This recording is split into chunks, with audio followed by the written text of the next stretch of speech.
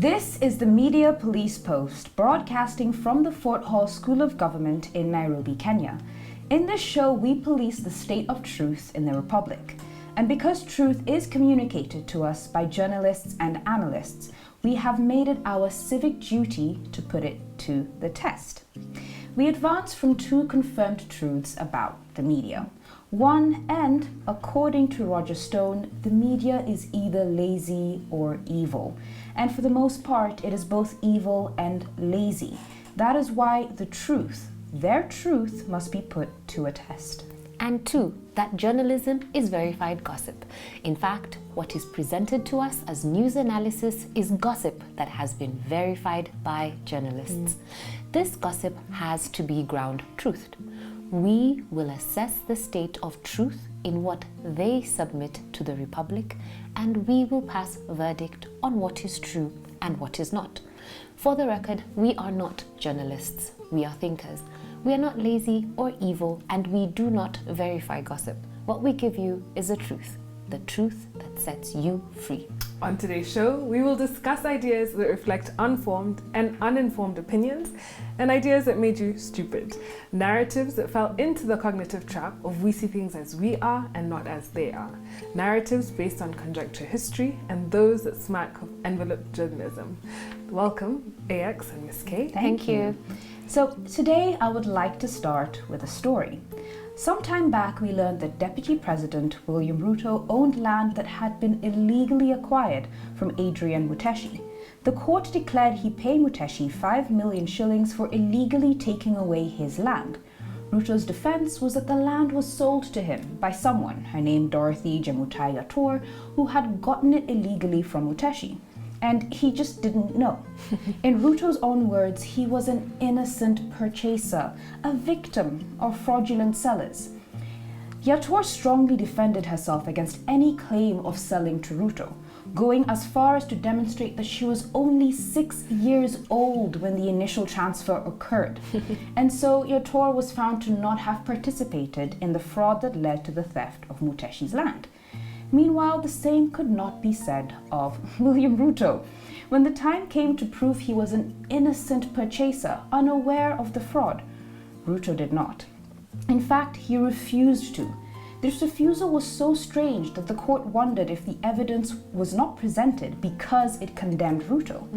Anyway, the court noted in paragraph 53 of the High Court judgment that no evidence was presented to prove that a sale had taken place between Yator and Ruto, and yet Ruto confidently with his chest asserts that he was a victim of fraud, when we know more about mitochondria being the powerhouse of the cell than we do about just how Ruto came to acquire Muteshi's land. Well, we might finally have our answer, and it looks like the court was right.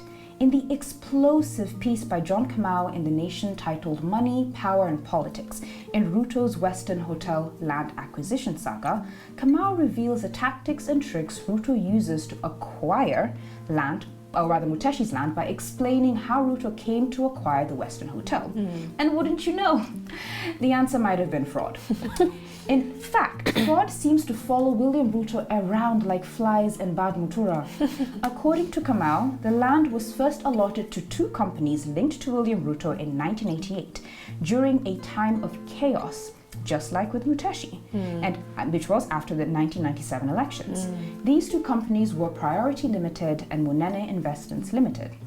The PO box listed in the letter of allotment is the same as the one used today by Koilel Farm Limited, whose directors are Ruto's wife and his son, Nicholas Ruto. Quoting from Kamau, and I quote, "The only two conclusions one can make is that Ruto might have owned either Priority Limited or Munene Investments or both. The other conclusion is that these are briefcase companies that had no address and sought to use Ruto's address." In 2002, when Moi was facing open rebellion in his party over his succession and the walkouts of Odinga, Saitoti, Kamodo, Awori, and Kalonzo, Priority Limited and Munene Investments Limited were finally given the title deeds for the Western land. Once again, confusion and chaos were used as a smokescreen. When the title was transferred to Ruto in 2007, it was grossly undervalued and sold for under 500,000 shillings. This means that each acre was sold for 250,000 shillings at a time when an acre in Nairobi was worth millions, plural. And this is where the fraud lies, at least to my mind, and why I'm inclined to believe that Ruto owned either Priority Limited or Monene Investments. For what could have motivated these two profit-making enterprises to undervalue their land and lose money if not for a prior connection? This is why Kamau asks, and I quote, "Did the left hand sell to the right?" And yet, when pressed on just how he came to acquire this Western land, Ruto claimed that he was once again, KIKUYUS, a victim of fraud. Look, it is not new that the words illegal, fraud, and land are frequently tacked onto Ruto's name. But this is the first time we have seen how Ruto operationalizes his appetite. He waits for times of chaos and confusion in order to strike. For Ruto, chaos is a ladder to climb, not a fate to be avoided.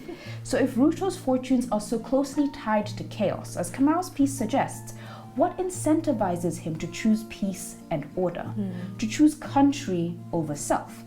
Does this kind of man deserve to be an elder, let alone a whole president? Wow, interesting. I think I'll build on what AX is saying and talk about the connection between John Kamau's article and money laundering. In simple terms, money laundering is the processing of money acquired through unlawful means to disguise its illegal origin and make it appear like it was earned legitimately. Money laundering involves 3 steps. Step 1 is called placement. In step 1, the illegal money is placed or introduced into the financial system. This is done by breaking up the cash into many different deposits or by making investments. Step 2 is called layering. In step 2, the money is separated from the criminal activity of its origin through the use of layers of complex financial transactions. Step 3 is the final step, and it's called integration. In step 3, the money is brought back to its criminal owners as income or clean money. This is done using additional transactions like buying an asset in their own name or taking a loan to create the appearance of legality. One of the most common methods used to launder money is through shell corporations. A shell corporation is a company that does not have any business activity or operations, physical operations or assets or employees. It has the appearance of a legitimate company. It can make deposits and transfer money into different accounts. It looks real, but it isn't. Or a shell company could also be a legitimate business, and the dirty money is secretly mixed in with the clean money that the company is making. But how would an unsuspecting lawyer, a bank, or the police know if their client or any other person was laundering money or using them to launder money? According to the United Nations Office on Drugs and Crime, there are warning signs that you can watch out for. So, I'll only talk about 2 warning signs. Warning sign number 1. Do the transactions have common partners, managers, administrators, or legal representatives? According to John Kamau, the land on which Western Hotel sits was allocated to Priority Limited and Monene Investments. AX told us that. The owners of Western Hotel bought the land from Priority Limited and Monene Investments. Now, the owners of Priority Limited and Monene Investments are not stated, but the address they used for those 2 companies is the same as that one used by Koilel Farms, as she stated. And the directors are who? Rael Kimeto Chebet and Nicolas Ruto. By the way, who is Rael? I thought her name was Rachel. But that's a question for another day. John Kamau then asks some questions that are worth repeating. Is this a coincidence? Or did Ruto buy the companies and the post office address? I don't know the person who does that. And as AX said, there are only 2 conclusions you can make. Either he owned those companies, Monene Limited and Priority Investments, or both.